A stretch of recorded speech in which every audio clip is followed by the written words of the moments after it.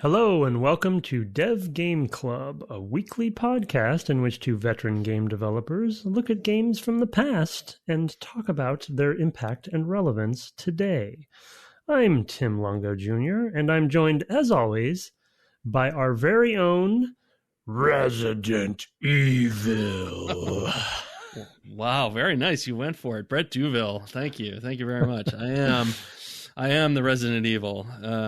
It's a tenured position. I really had to work. I had to publish a lot. Yeah, you've been working on it for years. Really, to get to that status. Yeah, it's not easy. The white paper is hard to read. It's written in blood. Yep. And they give you this cheap pulp. It like spreads too much. You really got to work. Anyway, we are of course turning to our October surprise this year, which is Resident Evil 4, a direct sequel, of course, to Resident Evil, which we've played in the past. That's going back a few years now. I think that was the second game we maybe played. I can't remember if we played Silent Hill 2 first or second in our horror games. Oh yeah. I think Silent Hill was first. Yeah, that was because it's such a favorite of mine. And then it's also a 2005 game. We'll talk a little bit about its lineage in a moment, but of course you can go back and listen to our previous Resident Evil series, which talks a lot about kind of the origins of that game, I guess, and the series.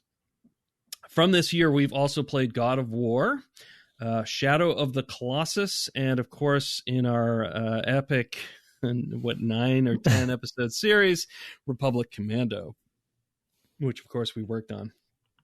So those are our previous 2005 games. It's been a few years since we played God of War Shadow of the Colossus actually as well. So other games from the year: Psychonauts, Guild Wars, the original, that MMO, Civ 4, we've played Civ 3 on the cast, Fear, another sort of horror first-person shooter. Very interesting that game and this game come out in the same year in some ways, because that's kind of playing in some of the same stuff. It sort of reminds me of that Clive Barker, was it The Undying, which maybe was a couple of years before that. Another first person thing, shooter horror. Yeah. And then of course, Splinter Cell Chaos Theory, Animal Crossing. We've done an Animal Crossing game. So Animal Crossing Wild World was this year. Guitar Hero, Mercenaries, which was, I feel like LucasArts had something to do with that, but maybe we were just working with them. No, published it. The original, we did, okay. The first one published it, for Pandemic. Oh, and then okay, it got moved over when they got bought, I think. Gotcha. And then Battlefront 2, some Star Wars games that I have in here because of the Republic Commando. I'm pulling a lot of our stuff from there. KOTOR 2 on Windows, the Episode 3 game. There was the Lego Star Wars game that came out this year, a bunch of Star Wars stuff. I mentioned that because, of course, I have notes from 2005 based on Republic Commando. And I was like, oh, yeah, a lot of Star Wars that year. And it was, of course, the year that the Xbox 360 debuted in November. So we are just 5 weeks away from the anniversary of that release, which is kind of cool.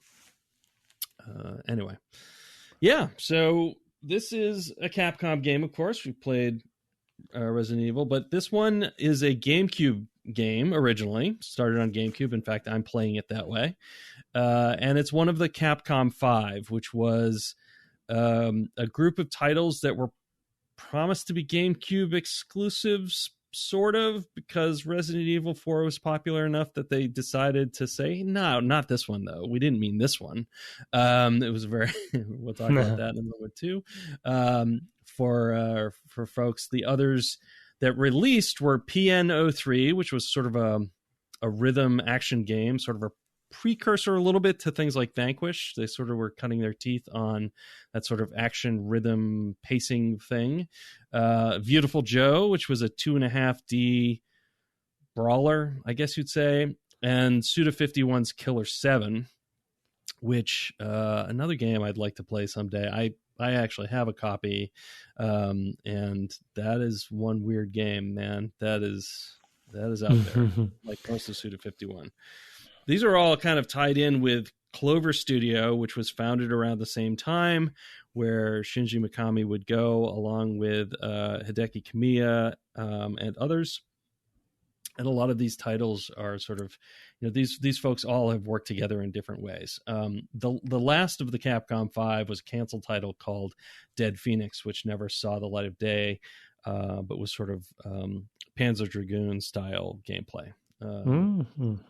Yeah, that one never made it out at all. So the Capcom 5, and I think largely because the GameCube was not tremendously successful as a platform.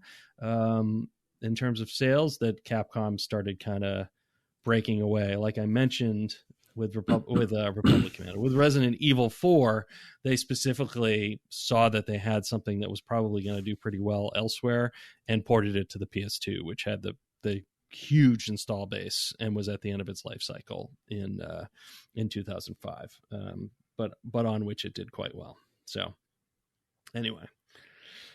So that sets the stage a little bit. Yeah, for sure. I was looking up third-person shooter stuff really quick too. I found another link that I didn't find earlier, and I was just curious on how they talk about it in particular, because it's sort of like, well, we'll get there, but yeah, I mean, I guess the other sort of topic around this game early on is sort of the rumors about its development in general. Do we want to hit that a little bit? It's sort of like which probably a lot of listeners know already, but sure, sort of false start and such. Yeah, it was called Resident Evil 4 because we got the fourth version of it, I believe. They kept restarting this title. A number of different people wrote scenarios for it. Kamiya, who would go on to Devil May Cry, another game we've played, was on it for a while and wanted to make something cool and more action heavy, not surprising considering what he had done. That's kind of his direction. I said would go on to Devil May Cry, but I think that's earlier actually, 2001. But anyway, he wanted to take it more in that vein. And where they ended up was coming back to Shinji Mikami, who directed it. He had a few writers who came up with the overall scenario. But it was a bit of a troubled development. I don't think that's uncommon, honestly, for Resident Evil. Nowadays, I think they've moved. Now they have more like two teams, I think, and they're kind of have their footing under them. But horror pacing is hard, and especially when you're trying to do something new with it. They had the Resident Evil remake on the GameCube. They had was it Code Veronica?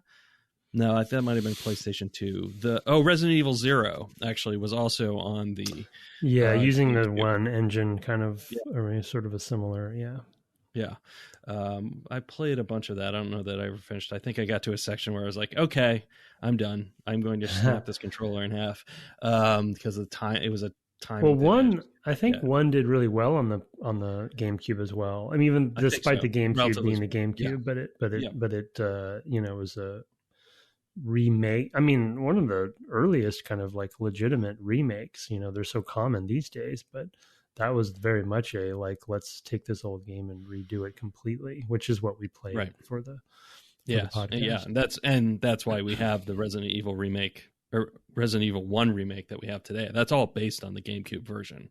Every version that you can play today, if you don't track down the original, is based on that GameCube version. And I think it did well enough, and Capcom saw some success there and was trying to find a way to bring more Resident Evil to the platform, both with Zero, and of course with this, which took a little while to get out.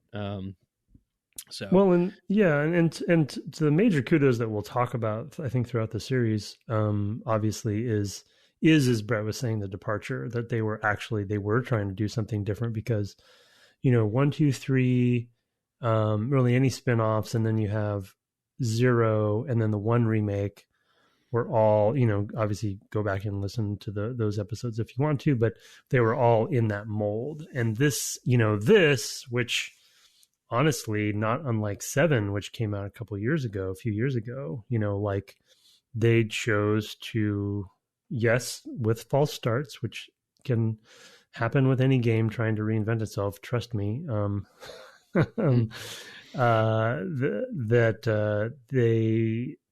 They found, however they did, and I think there's been some information out there that they've talked about some of the process, but I don't think it's been very detailed. I'm not even sure they've done a GDC postmortem on this game ever. I think it's too recent, but yeah, I mean, they just went into a different direction with how the game plays, which we'll talk about, and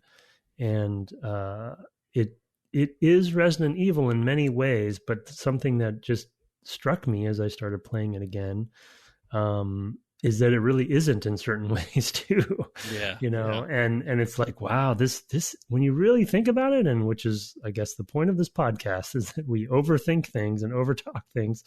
When you really sit down and like, I'm writing notes about it, and you really, rather than just playing it for fun, which is all I had done in the past, of course, you're like, you really think about it, you're like, wow, this is pretty different, like in some interesting ways. And so that is a tricky, bold thing to do, like 7, which goes first person, and is kind of a whole different sort of pacing and that sort of stuff, which I have not played 7, but I obviously know some of what it's doing from the first person. I did. I actually streamed that. That was one of the first things I streamed, I don't know, several years ago now, and I quite enjoyed that game and found it pretty terrifying. It's more in the PT kind of mold, I think, in a lot of ways. More adventure-y. Yeah, well, and also like just the, I mean, it has some of the like just gross out factor of like, how far can we push this environment, right? I mean, PT, the walls are just like oppressively gross, like the environment is just gross a lot of the time. And I've never seen PT. Yeah, it's gruesome. That's when I can't play with the lights off. It's so terrifying. And it's just this hallway. It's really well done. And a lot of that has to do with, horror staples like audio, which is not something we'll probably talk about this week, but we will talk about eventually. I did find a postmortem. Dogs. The dogs. Are they going to jump through the windows? Oh yeah, that's going to give me nightmares. These tiny, ferocious undead dogs jumping at my. Yeah, go ahead. I did find a postmortem of the game from game developer, but it doesn't feel. Yeah. It doesn't feel particularly revealing. It feels a little marketing to me. Yeah, I think I vaguely remember that one, and I think they pulled their punches quite heavily. for sure. Just kind of looking at the overview, I'm like, okay. Not sure this is telling the full story.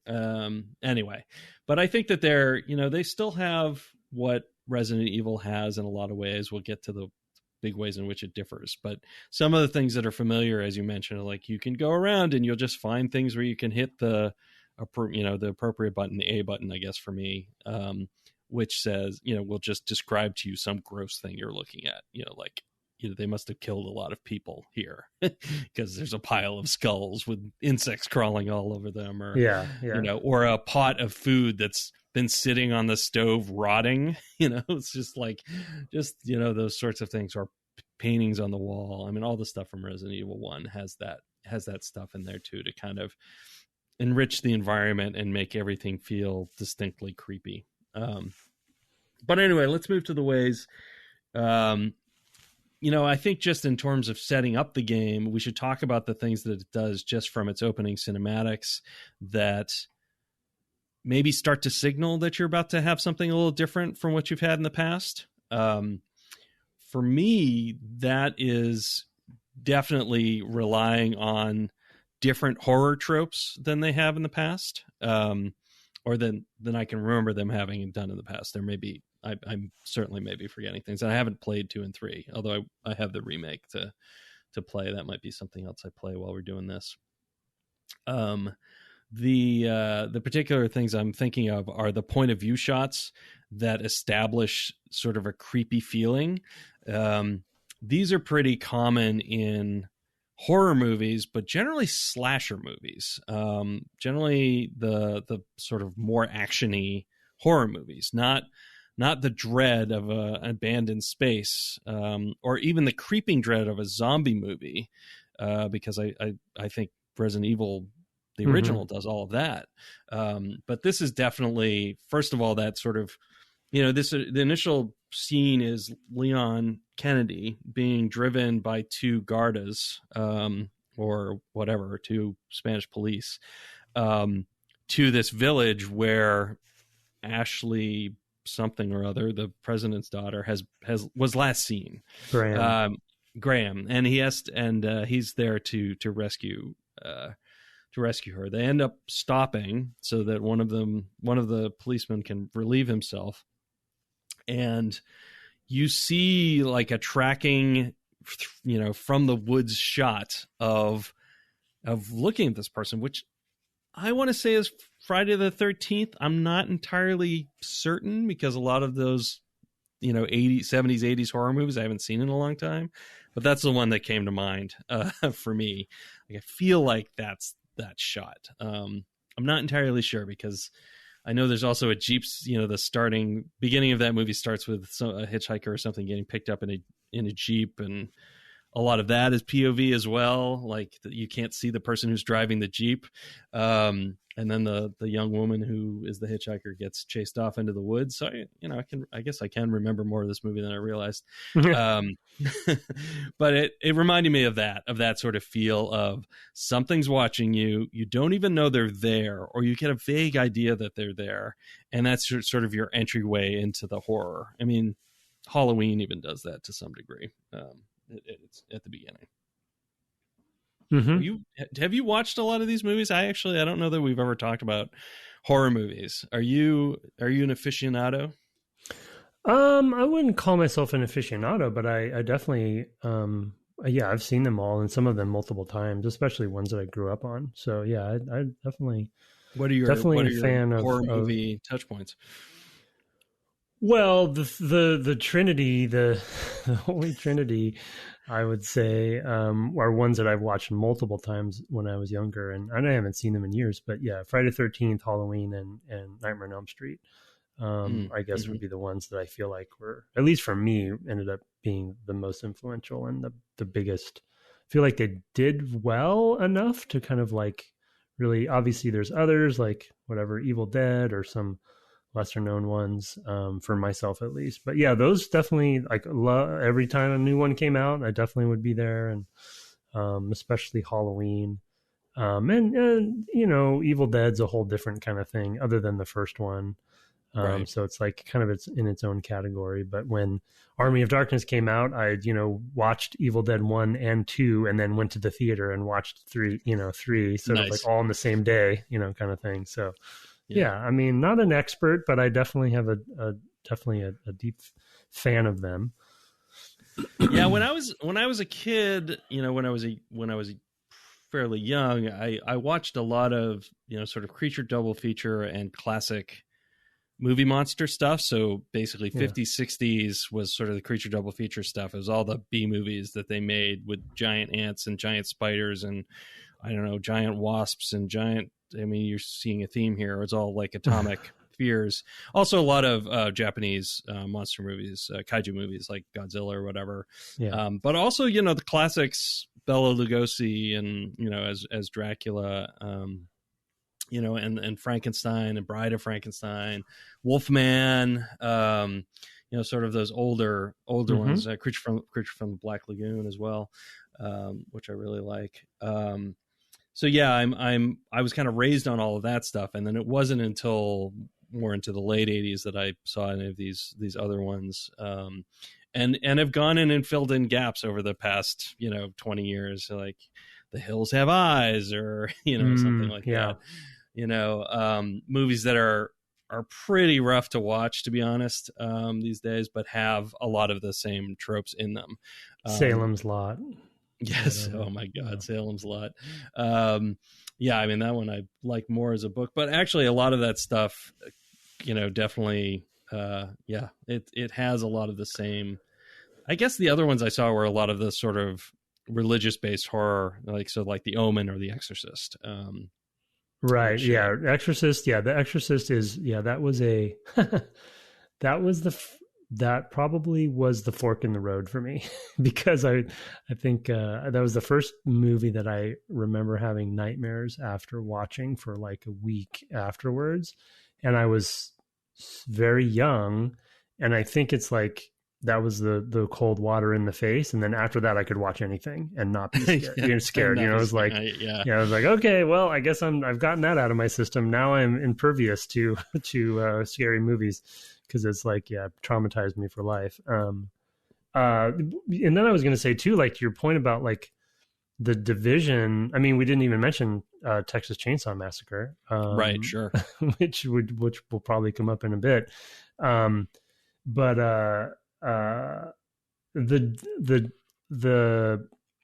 the difference between the Living Dead movies, Night of the Living Dead, whatever, Day of the Dead, etc., Dawn of the Dead, Dawn of the Dead, and slasher movies. I think that's I did not pick up on that, but you bringing that up is a really good point because this is not a zombie game. It's right. It's something different. It's got some of it, but largely it's a horror game, survival, raw survival horror game and an action game, like this weird pseudo action game. So yeah, that's a really fascinating point. And actually from Resident Evil 4 on, right, it kind of it ceases to be zombie game. A lot less, yeah. I mean, there's still often sort of horde sections and things like. There are definitely times where you're like I remember 5 being definitely a bit of a problem, a bit problematic in terms of its presentation. And things like that. Yeah. I definitely remember some of that. I don't even remember what. But they were also infected humans that were running at you and using weapons, throwing weapons. Like 5 was very much a derivative of of 4 for sure. And you mentioned the Evil Dead. That's actually the other film I see being invoked at the beginning, specifically this car going and crossing this rickety bridge, it looks like it shouldn't be able to hold it. It's over this big gorge, and they kind of park and go into the woods. They never do that thing, I don't think, in this game where they have a camera basically 3 inches off the ground and are driving it through the forest. But it also feels like it wouldn't be entirely out of place, because that's definitely a thing that's happening a little bit here too. So maybe they're trying to invoke Ash a little bit with the action as well. So, because he's definitely joking with these guys a little bit, and the parking tickets and all that stuff. Yeah, so. And they all. I mean, I guess even the previous ones, I think, had a little bit of occasional moments of that. Oh, sure. Very tongue-in-cheek. Yeah, absolutely. But Leon, I feel like Leon is the most memorable of the tongue. Like Chris was not that. Like Chris was very self-serious. Leon is like, he's a hipster pretty boy kind of, I don't know. Leon's always struck me a little bit different than the rest of them. Okay, we'll send your hate mail to Tim at devgameclub.com. So that was the other one. Yeah, look at his hair. I mean, just look at his hair. It's ridiculous. Yeah, he's definitely got like David Cassidy hair. No, I mean, no question, no argument here. Sean Cassidy, I guess, is the one I mean. He's definitely got a whole vibe. And he's got that leather jacket with the like, I don't know what is fur inside or whatever. Oh yeah, right. That pretty. A very specific look for sure. So you make your way down. We'll get to the townspeople very shortly because it's, you kind of move down and you briefly talk to Hunnigan, I guess is her name, a name which every time I see it, my brain wants to correct to Hannigan. But you briefly talk with her. In the Codec. And she gives you the codec and she sends you a player manual. I've sent you a manual, which it basically has some of the stuff that's in the actual manual. And they actually, it's funny in the PS4 version, they've gone and like just marked that all up with what all the new buttons are. And it looks very funny because if you've just played the original and looked at those, it's like, oh, it's the same images, and then they like just like literally just draw over it with those markers funny. and stuff. It's very funny to me looking at it. Yeah. The ways that they did that, it's almost tongue in cheek in and of itself. But you're moving along. You have a little bit already a quicker pace. And the biggest thing, of course, immediately is the camera's over his shoulder, right? I mean, you're not in these weird Dutch angles, posed cameras, for every space. Yeah, and it's consistent and more like Silent Hill in that way. Yeah, that's a good point. I forgot about that. Yeah, but it's consistent. It's falling over the shoulder. I mean, famously, the Gears of War team, which is Gears of War sort of definitely cementing and popularizing third-person shooters, had always cited that Resident Evil 4 being sort of the main influence of that. But one might argue, and I think that there's some outlets that consider Resident Evil 4 to be the the most important, the hyperbolic statement of the most important third-person shooter of all time, because it did start to popularize that viewpoint, which now third-person shooters are something that we don't even think about. But before this, as we've talked about on the podcast many times, first-person shooters were really dominant, right? And the main focus of the shooting genre. So it was, and for this game is super weird. Weirder even so, because it's a step, but it's not quite there yet, because you still have tank controls in a weird way, but then the aiming, which we'll talk about more as we go, but sort of like the decisions they made there that I thought were pretty interesting, and are some of the holdovers from traditional Resident Evil. For instance, not being able to move and shoot. You have to stand still and shoot. So, but yeah, and a lot of the management of the spaces will turn out to be like, when do you want to like cut and run? There's an instant turnaround, which is also a holdover, I believe. Yeah. And I was using that running to get to a space where I was like, okay, now they're all in front of me. Like now there's nothing going to come up from behind me as you go into the village, for example. So there's definitely, it definitely feels like they're trying to figure out like, how is this going to fit what we do? And they kind of introduce you to that first with going into this one house with just one enemy who moves at you quite slowly. But once he gets there, he can really kind of do a lot of damage. It's not, you can, if he grabs you, you can shake him off, but he can also just whack you he's got an axe right in a hand. He doesn't throw it like some of the later enemies. He just comes up and just like, hauls at you. You can actually take a lot of damage quite early, and you're trying to figure out like, how do I get this bead, this little laser pistol, sight onto his face. So I can take his head off. And those controls are very, like, I've played this before, but it's been a long time, and the controls are still very difficult to get used to in that first scene. I mean, I blazed through it on the PlayStation 4 because I had already played it once, the section, but getting the feel for like how to control that with the kind of wonky sticks of the original GameCube controller was a very, as I was doing it, I was like, oh yeah, I remember how some of this game is going to be, because the controls are super weird and like oddly elastic and sometimes very snappy, especially with the movement, and how the camera moves with him can be very strange. They built in, I mean, I was trying to remember if there was even ever this concept in one.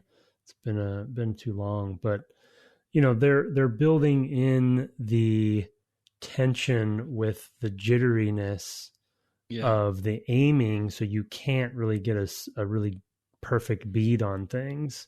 So it makes you almost feel like you're nervous, or something. You're fighting the controls, and I think it's a frustrating way to do it.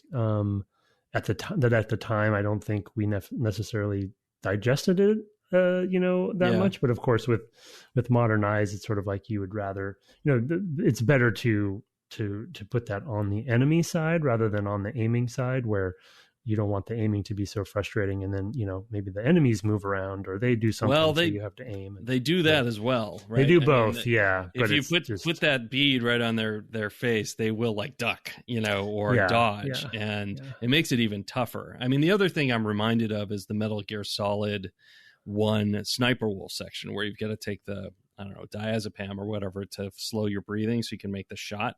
In that hallway, right? You have to snipe up a hallway, as I recall, right? And you have to vague feel memory. your breathing, and it's like, because of his, breathing being accelerated and his heart rate going, you can't like perfectly aim the gun. And it's a similar sort of body influencing the movements that can be really frustrating, because of course, as a player, you're like, I'm not like that right now. I'm calm. I can do this, but you keep making it so I can't. It's an interesting, like, I get it. It's like I said, there's a certain amount of disempowerment, as we talked a lot when we talked about Resident Evil 1, to some degree they are about disempowerment, even as this game is empowering you more than it has in the past. So they're definitely, they're making it tense. I mean, the simple concept that these games have, especially of not moving and shooting, right? It's like you have to pick your spot and then stand your ground, and then these guys are coming slowly, but then sometimes they do a little like jerk forward and run, and then they stop, and it's just terrifying, really. And then you're fighting the control, and you're pointing and aiming. You see your laser pointer, which was their solution to the reticule, the problem, and reticle problem, and so it's even starker because it's starker, more stark. It's even starker that you're seeing the little red dot move around so much about how much you're failing, exactly. And then they get close, and it's then like it's feeding back to you. Besides of like, oh my god, you're not doing it, because you can see it waving around, And it's funny though. Then at the same time, so one of the things the game will allow you to do is sometimes these things will take their hand weapons and they'll throw them at you. And I don't know if it's just generous with this, but I shot several of those out of the air, playing through this section. Because I died once in the town approach. I was like, oh, I forgot how tough this can be, like, depending on where you stand. It can be a really rough spot. And I had a woman with a hand scythe or something kind of coming towards me, and then she'd throw it. And to shoot that thing out of the air when you're like completely feeling like you're completely useless with the pistol is just like, man, did you see what I just did? kind of moment, which is just so much. It really, really sells. It sort of sells like that Leon, I feel like they help you with that, like they make that a little easier. And it sells that Leon actually might be competent. He's just in a terrifying moment, or a terrifying scenario. And he's, having to deal with the fact that like he thought he was just walking into a, maybe dirty and rundown European town, but just a town with normal people in it, to look for this missing daughter of the president. So, there's there's some Metal Gear conversations we're having right now too. And I just looked at Metal Gear 3, which was 2004. Yeah. And we mentioned the codec, and we kind of it's not that they were over the shoulder or anything, but their 3 is getting closer, and I feel like they're all kind of swimming around in the same pool at this time. Anyway,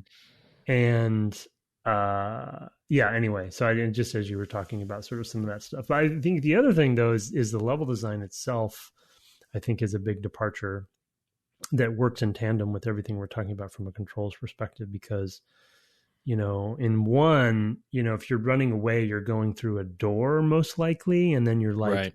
Maybe they hallway. Follow you, maybe they don't, in a hallway, right? And it's fairly like you got to go in. The mansion does have some shortcuts that eventually open and things, but largely it's sort of like linear, but and very confined. But this village, as I think I mentioned last episode, I'm fairly confident I have not finished this game, But I have played the beginning of this game like 4 times because every time it came out on a new platform, I would try to, I was like, okay, this is it. This is the time I'm going to get through. And I think the farthest I got was to the castle, is my memory, or something like that. But anyway, so I've played this village many times, and I feel like it's very familiar at this point. And this, when you do get into trouble because of the controls and the tension and sort of the balancing that they have, especially if you're playing on normal, you're going to run out of bullets, or you're going to need to reload, and they're going to be right in your face. And so you run. And so you're not running through a door. You can run into a building. You can go up the stairs. You can jump through a window, and then climb, run on the roof. And they will chase you most of the time, but you still you can push dressers in front of the door, right? To prevent them from getting. So there's many more, options than you've ever had in a Resident Evil game too, that kind of works with sort of like, gun and run. You see what I did there? I do. Yeah, it's very nice. That's good. You gun and run. And that's kind of like, for me, and I think it's pretty much the case for the game. It's very much the pacing of the game, right? It's like pop, pop, pop, do what you can. Okay. And then get out of there. It's like, stick and move, run, find a place to hide, go and get some. And, that's because you're not going to hit your headshots. You're just not going to hit them all. And so you're going to both miss as well as just hit body shots. And that takes like 3 or 4. It just feels, oh man, sinking 4 bullets into one enemy is just so demoralizing. Yeah. You're just like, oh man, that's too many shots for that one zombie guy, dude. Yeah. Well, I mean, there's both this like embodiment, like we were talking before with the sort of, the sort of shakiness and everything where you're fighting the controls, but also just the gameplay is making you seem like a more competent person than is in the the sort of randos who are the characters you follow in a traditional zombie movie. He's more tactical, for example. Right, exactly. He's going to move that dresser in front, which they'll do in a zombie movie, and then it'll get overrun because they didn't think of something, or maybe it's just the numbers are too crazy that they can't. It just buys you time, I think, right? Even in this game, it might not be permanent, but yeah, they do break. They can be broken. In fact, I opened a door. I had slid it in front and forgot I had done so, and then I heard it bust as I opened the door because they allow you to open the door at any point. So it is, and of course you do have those action sequences of like he can just jump out a window at any point as well. That is one of the many pressing the A button to perform various awesome actions that you get. That is how it is described in the manual. When you see the action button hint on screen, press the A button to perform various awesome actions, which just hilarious. Amazing. Yeah, very good stuff. Very good stuff. Last thing I guess we'll just touch on briefly, which I think again sort of is a bit of a break with the past, is although there are still save points in this game, saves are no longer a resource that you have to hoard. There are still typewriters, but they have their own ink. You can just save them at them as many times as you want. Yeah. So it's not quite save anywhere, which I think would have been, I don't know how difficult it would have been, honestly, but, it was not something that they were used to doing, certainly with this, and I can sort of see why they would choose not to kind of maintain that lineage. You can only change so many things, right? And they've already changed a lot. But they kind of say, look, you don't have to go and find a bunch of typewriter ribbons to save your state, only however many you're carrying times. And I think that we may see more of that later on, making an impact of not having to feel like you're giving up, certainly space in your inventory for that, but also just worrying about it. Cause I can't remember how much you cross over these spaces again and again, and whether that would be a frustration. Yeah, and then I don't remember how one did this, but the map is or at least in my version, is fully revealed. It's just you have to unlock doors to get to the locations, which is, I guess, a nice thing that I forgot about, where I can see the whole map. I can basically see where I'm going to be able to go and where the save points are even. The save rooms are not safe, though, as they were. Correct, right. They're just, they're just out in the open. Yeah. Yeah, they're just there. So there's a little bit of maybe planning sometimes on that. Yeah, and that's true. You're still maybe the balancing. They're doing that. Yeah. Yeah, that might be. You're still picking up items, right? Like herbs and bullets and herbs. But then grenades, also grenades shotgun. Will, as a foreshadowing for another episode, you're picking up a fair amount of money. So like, why would you want money in a game, in a Resident Evil game? Interesting. So I guess that'll come up later, as people know. What was I going to say? And then I think that the context shift of the enemies being people that maybe are, I guess, infected or something, but they're still people and they talk, they yell, right. They yell at you and they're coming at you with tools and weapons and stuff, like, more terrifying to me than zombies. It's just, it just feels like having a whole town walking towards you. Yeah. It's really, really, and then the bell rings. And yeah. I mean, you're the interloper, right? And they're coming at you with torches and pitchforks, right? I mean, this is like what it's like to be Frankenstein to some degree. And you sort of walk like him. So, yeah. Who's the real villain here? Who are the real monsters here? Clearly it's the American, obviously, and his fancy hair. So anyway, is a monster. We will put a pin in it there. I did not look ahead because I'm a poor scheduler of my own time, so I don't know to what point we'll be playing for next week, but I will look ahead and let folks know. Again, did you get the chainsaw guy? No, I heard him in the distance. You can hear the chainsaw. I went into the next area where the save is, and when I played on the PS4, I just went straight to the save and saved it because I had already played a bit. But there is a. You can't get him next week. Right? You can't get in the first area. You can't get the chainsaw guy can appear in that first section. I think. Don't think so. I think he has a specific introduction later. Oh, okay. Maybe, I heard him. I could hear the chainsaw. Yeah, I heard him too. Yeah, but I think that's just there to like say, hey, you got this to look forward to, and to hear that and to feel that. Like you're in this forested area and everything. I thought there was a scenario. I think that different things can play out in different ways in that opening village. Oh, okay. And I think if you do things in certain ways, I think he might come out. But I could be wrong. I could be all right. Well, if anybody knows definitively, just go ahead and shoot us an email. It's possible that's a higher level difficulty thing as well. You can choose.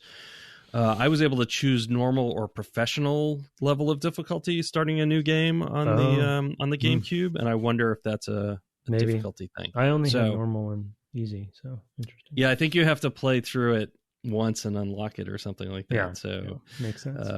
Because that's how they do things to speed run through this thing. Like if you can do it in under 6 hours, with no deaths, then you'll get a platinum, or you'll get a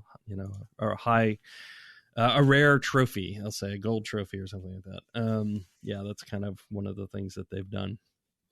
Anyway, so looking forward to playing more of it. I did enjoy this back in the day, and I just never got around to playing it again. I know it's a favorite amongst a lot of horror aficionados, so I'm looking forward to spending some more time with it for sure. To talk about hit reacts, we got a lot of things to talk about. Location based damage, for sure. Yeah, not by any means the first game to do it, but pretty cool here. But we'll get back to that, I think, next week. Let's move on to some emails. We're still digging out from a lot of email from the BioShock episodes. We want to give a good chunk here. Try to get a bunch done, and then we'll still be catching up next week. So sorry, bear with us as we work through our backlog. you, sir, of course, I gave the first one because that's what I do here. Subject Deathloop from Sam Thomas. Thank you for talking about Deathloop. I have to admit that I wasn't interested in the game from the marketing footage I'd seen. It looked like the game was all about killing and the powers. Then you all mentioned it's an immersive sim from Arcane, and I was suddenly a lot more interested. I must admit that I'm unplugged for the most from most gaming news, so I may have randomly caught the wrong bits and pieces. Anyway, I'm enjoying the game and glad I tried it. Have you ever worked on a game where you felt like the marketing wasn't appropriate to the game? Did you have a chance to provide input on into the process? I believe in past episodes you talked about the difficulty inherent in marketing an immersive sim. Have your thoughts changed? Did BioShock do something especially effective, or was it more successful due to simply the formula? Thanks for the great podcast, Sam. So, I mean, I think we talked a lot about with BioShock that the place, the Rapture really sold it. They really leaned into the shooter, both in the play and I think in the marketing, and sort of how they talked about the game, even to gamers, even to their audience. In 2005 was probably hard to reach a wide audience really well. So I think that those are kind of why. And I think that that's probably what's happening with any marketing you're seeing with Deathloop as well, that they're marketing things that they think will hit a wide array of people. And the people who are more into this particular niche are probably going to find the news that no, it's got all the good immersive sim stuff that you want from an Arcane game as well. But those people will be looking for it, right? They'll be looking to see if that's what this game is, I suspect, right? I mean, that's always been the thing with game advertising, right? Is you try to find those touchstones that will reach the widest number of people if you get with your wide, your most expensive marketing, basically. If you do a TV ad, for example, that's what you'll try to lean into. I mean, I don't know how much you can talk about things like this, but you're welcome to tackle it. I've been. I was just kind of trying to race through my own back catalog and kind of like thinking about that question. It is a big question, and we do talk about it vaguely from time to time. I will say that I think in general, I've been fairly lucky that in two ways. One, I think largely the games I've worked on, the marketing team has been fairly aligned with the development team on the goals and the company goals. And so I don't have any like kind of like horror stories or weird disconnects there for the most part. It's usually kind of to speak vaguely, it's usually more around, I guess I'll say scale. And what I mean by that is, the marketing team will have goals and metrics they're trying to go after that have been given to them from the publisher that may not be in alignment with what the game developers are trying to make. And so they want something to be bigger or I'll just say different than from a scale perspective than it really is. And so they kind of boost it up maybe more than it should be. And thus when it comes out, right, that there can be some disappointment from the audience on like, I thought it was this thing and that it was going to be like this big or this whatever, this type of action. And so that's more of like the challenge of marketing of like, well, you're handed this situation, you have metrics that, it's all kind of company strategy stuff that's really difficult to do, but also can be better. The leadership teams can be better at for sure. Go ahead. You see that a lot in film marketing, to just kind of take a left turn. For sure. Often there are film trailers where I will see a film trailer and say, there is no way I'm interested in that movie because they are showing me the movie they think will appeal to the most number of people, and I'm not that guy anymore, right? And that might not even, and then that'll be a disappointment to a lot of those people who go see that movie who will be like, I thought this was an action heist and it's really kind of a family melodrama. Like, I'm just pulling it out of nowhere. That's not based on any real movie, but I've definitely in the last 5 or 10 years had movies where there was clearly one expectation from the audience. It was like this kind of horror movie. And then it turned out that when you actually went to see it, it wasn't really that at all. Or this is pretty common with sort of, films that have sort of more, I don't know, artistic ambitions, let's say, that maybe have a lot of slowness in them, and people are expecting something very different because the trailer's been cut to make it seem like it's, a roller coaster ride that's 100 minutes long. And instead it's like 2 hours and 10 minutes and there's long periods of silence, right? I mean, it's just. I have the perfect recent example, actually. Do you? Yeah, please give. The Green Knight.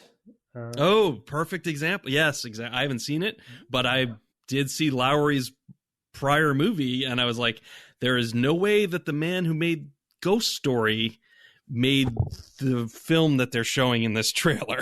No, no. I could tell, and I haven't seen Green Knight yet. I will eventually, I'm sure, because I'm interested in it. I'm curious about that guy's work, but I know it was a mismatch.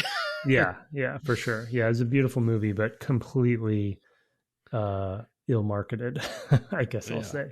Which, I mean, on the other side of the coin to his question, like, I also think I've been extremely lucky, and I'm not sure, to be honest, looking back, how this even happened. But I have been lucky that personally I have had a lot of input over marketing along the way. Some of that is just partnerships and building those relationships with the marketing teams and being very fortunate to have good marketing teams I've worked with. But yeah, I've been actually surprised at how, when I've wanted it. There's been times when I haven't, and I've just said, no, I'm not, I can't do it. I can't. Yeah, I was going to say, I've been lucky in that I haven't. Yeah. So, because I've never really been consulted or anybody asked my opinion about any marketing, and thank goodness for that, to be honest. Well, to the point of like strategy, right, is that I think that I'm not saying that we always succeeded, but I think anytime somebody would ask anyone on the development team's opinion about stuff, I appreciated it because it hopefully helped align a little bit better what right. So that there wouldn't be that mismatch. When people got the game in their hands. Yeah, for sure. Thanks for the question, Sam. I've got one here from Jarko S., the name you may remember from a review, and the subject line touches on that review, as it were. The subject is morals and touching. Hello from Finland. This is a few weeks ago where there was a lot about touching that he said made him a little confused. Anyway, part 1, the confusion. Let's clear this up. Thank you for the great podcast. I wrote recently the review that mentioned talk about touching. I feel like I need to explain. In some episode, I noticed you often quote unquote touch different topics when you mean you will talk about them. Very common phrase, but after noticing that, I just started to pay attention to that word. Soon it will be all I hear. So it's not really about your podcast, but my brain malfunctioning. Or you're in your very own horror movie there, Jarko. Part 2, the beef. You talked a bit about a scene in BioShock where you have to cause brutal things to happen. What do you think about scenes where the player is forced to do something very wrong? Are there some games that come to mind that give good alternatives? I think Dishonored and at least the first Metro handles pretty well the moral dilemmas. I understand in games like Hitman, you make the decision to be a murdering person in starting the game. I've been trying to figure out good alternative ways to tackle different problems in my game project, and I've been thinking a lot about this. How to give moral and other choices without blowing the narrative paths beyond my capabilities and the limits of the story I'm telling. And then finally, part 3, Finish Tango. It's been great to hear you've enjoyed Control. I'm pretty sure it has to be the best game ever launched from this tiny country. One of the best pieces of any entertainment from here, actually. Wow. Thank you, and sorry, and keep up the good work. From Jarko S. I will say to part 3, and then we'll go back to the moral choices. I would, of course, point to the films of Aki Kaurismäki, which I think are fantastic. I love his weird sensibility. So if folks haven't seen those, I totally recommend them. Though they are, keep in mind, art house Brett here. They are quirky. Good old art house Brett. Aki quirky mucky. Anyway, I really those. And embarrassingly, I'm aware of fairly few Finnish novelists, despite the fact that I read a lot. So I'm actually going to try to rectify that so that I can have more Finnish tango in my life. Let's talk about the alternative moral choices. Do you have any thoughts off the dome? Well, that sounds like a no. Well, I mean, I'm playing Dishonored 2 right now, so Sure. you know, I tend to. I'm a very big stealth fan, and so stealth, you know, games that allow for stealth often, especially immersive sim based games, often have the sort of good path. Even Hitman, right? Like I just I just finished streaming all 3 games and didn't, you know, kill a person other than a target. There were a few mishaps, I will admit, that didn't go my way, but largely I only focused on the target. But yeah, still a murderer, obviously, technically. But I as far as like, but I think his real question about the moral. He says, technically, I'm a murderer when I play Hitman. Technically, the moral sort of like choices and quandaries, you know. Yeah, I just really I've enjoyed the Dishonored games specifically because of that, because they and obviously it's front of mind right now because top of mind because I'm playing it, but they just do a good job from a holistic perspective in accommodating that play style. In fact, I just got to the Clockwork Mansion and cool level. Coming into the mansion, there's a voice line that actually says, I'm playing as Emily. She says, I wonder if there's a way that I can take him down, you know, peacefully. Right. And I don't know if that's a voice line because the way I'm playing so far is so peaceful or, you know, like non-lethal, or if that would have played for everybody. If I was playing a chaos character, would they have changed that voice line to say like, oh, he's going, you know, like to be more like I'm aggressive. going to take him out. Yeah. So there's subtle ways to do it too. But I just. So I can't think of older examples though. There's plenty of them though. I mean, I think, you know, one of the ways you can do this is to color future text. Text is actually something that you actually can just like address tone and without having a huge branching linear thing, right? You know, you can throw in some key phrases that are a little darker. We kind of talked about that with BioShock, actually, that there's a few places where there's a different line from, for example, Tenenbaum, you know, about how she feels about you because of what you've been doing, right? And you've been making these moral choices, with the sisters. So, you know, I think that there are ways to do that where, I mean, of course, that's a pretty linear game, you know, in so many ways. I mean, you can go back and forth on all of that, but the, you know, the narrative goes in one direction. It does not fork dramatically. There is at the end, you know, a split with 2 endings. So I think those are ways that you can actually kind of control for that. As far as being forced to do something very wrong where you're not kind of buying into the fantasy, you know, beforehand, I always really struggle with those. It really bothers me if it doesn't feel well motivated in the character. You know, we talked a little bit about this with God of War, where I felt like it was motivated with the character and it was a thing that allowed me in my first time I played that game to get past it. Like, okay, this is a Greek myth.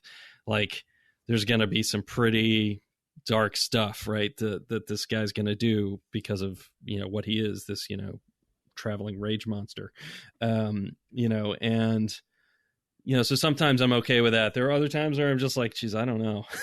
I definitely have games where I just sit there. I'm like, I just did not really like that you made me feel that way just because you could make me feel that way. You know, I don't like being manipulated in that way where it's like, oh, you have to do this horrific thing. It's like, ugh, no, like it was possible for you. Like you've made it so it's the only way to continue with this thing that I can do this thing, you know, that I have to do this thing that's horrific, but it didn't have to be this way. Right. You know, you chose, I wonder a lot about The Last of Us Part 2, which I know you played, Tim. Like, oh, did it really have to be this way? You know, and well, that's what I was just thinking about as you were talking. And again, to go back to immersive sims and especially Arcane's games, like it sounds like Deathloop's the same thing, though I haven't played it yet. That to do this well, like, so there's 2 things. There's how forced does it feel, to Brett's point, and then there's 2, what are the repercussions or the downstream effects of your decision either way. And to really, for me, to really sell those and to accomplish those goals, you have to build the game kind of around those concepts. Because in Last of Us 2's case, the game, it's, you know, sort of, you have some choices and they kind of give you a feeling that like you can play a certain way if you want to, but they're telling a specific story and they're going to make you play that story. Like you are bad. Everybody's bad. It's and it comes to such a head at the end where you're like, yep, I got to play this. I got to do what they're asking me to do here, but I don't really man, and it's so they're force feeding you this particular story, and so the story is overpowering the gameplay in that case. And I think in Arcane's case, they allow the story and the gameplay to coexist better for me. Right. And they do that both with the systems of with the rats and the chaos stuff.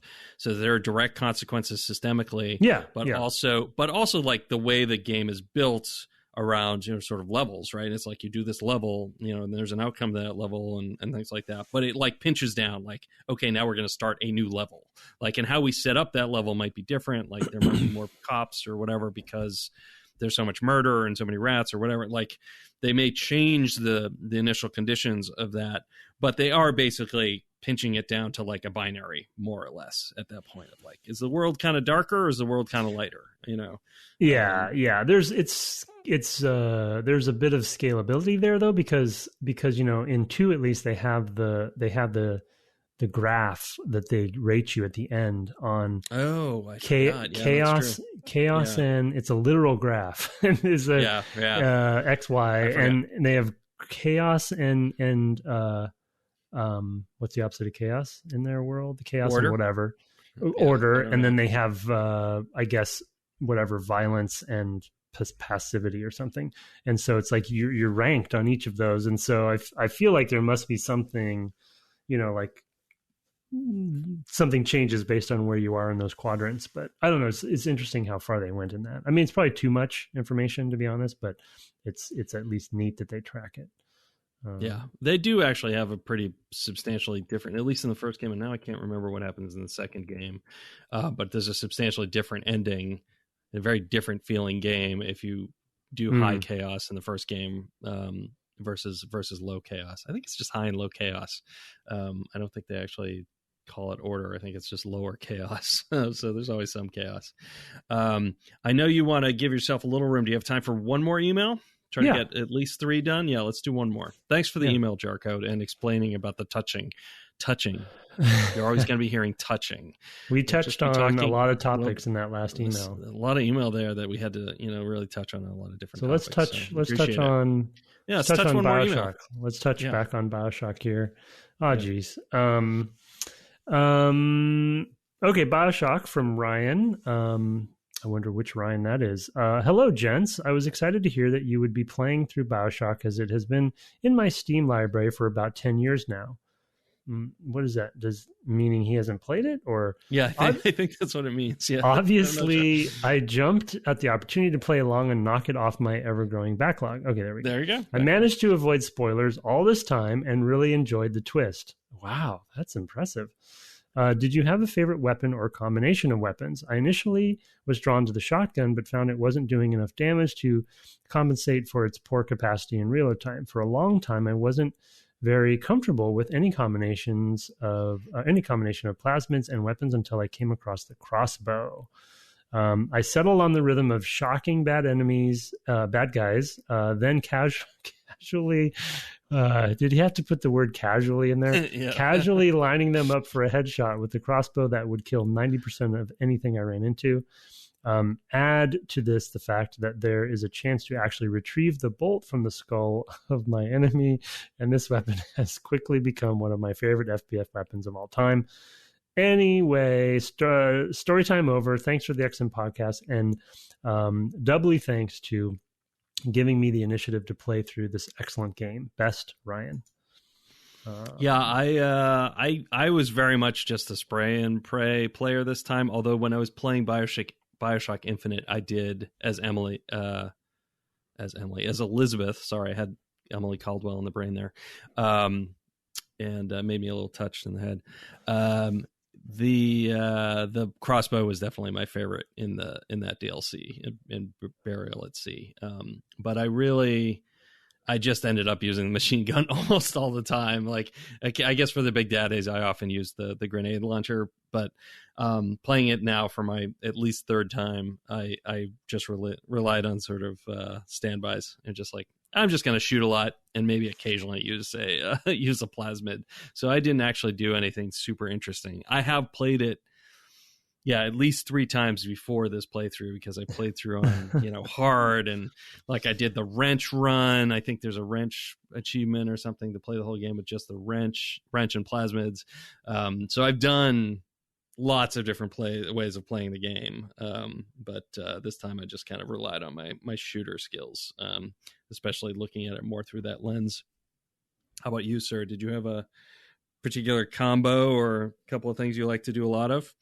Yes. As a quick question to you though, how do they track that wrench achievement? Is it based on if you basically just don't kill anybody with anything else, or can you just not equip it? Because that sounds like I would be pissed if I got toward the end of the game and accidentally shot a weapon and then I lost that achievement. No, I don't think it's just shoot. I think it's literally kill. Kill every enemy you kill with a wrench.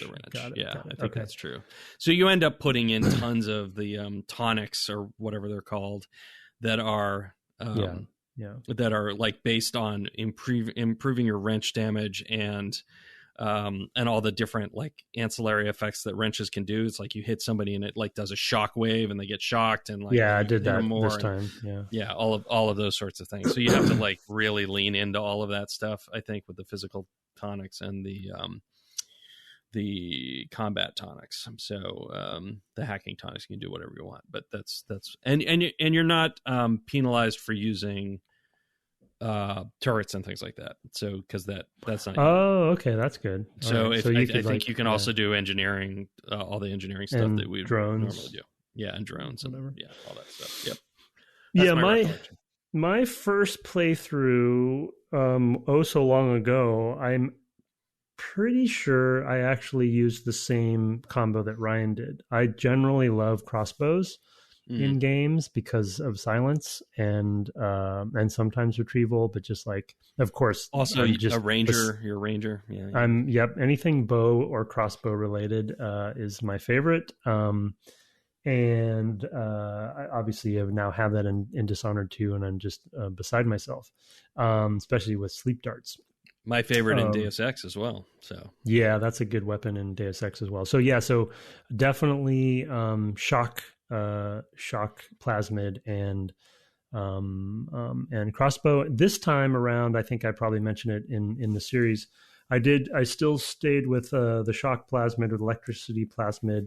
I tend to like stun based stuff because I like stun locking things, and then I just use the wrench. So my combo, and I put all of my like not tonics but tonics into the wrench stuff and strength and stuff. So basically I would shock everybody and I would run up and bash them in, bash them. So that actually was pretty effective. I found. So that was a similar but slightly different version. For sure. Well, I'm glad we were able to touch on the weapons a little bit. So thanks for for Jarko. What he doesn't realize is now I'm going to literally say it 16 times every episode now for a while, just because, and then I'm going to pretend like I haven't. So it's just, but you're going to react at a certain point. So it's going to be fun. Well, thank you for the emails. We got those at devgameclub@gmail.com. We also love to hear your reviews. Generally I get all the ones through Apple Podcasts, but if you put it on some other platform, we do love to read them on the cast and see them. And just go ahead and shoot us an email. Let us know where we can find them if we haven't read yours.